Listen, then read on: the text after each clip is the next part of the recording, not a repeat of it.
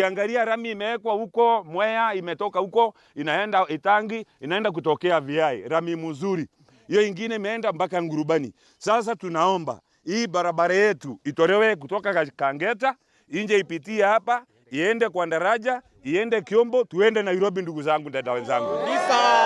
Ndia mbiriretie ni undu nikugite na andu engi magwete kuthondeka ati kuri andu mararegire ati na migunda yao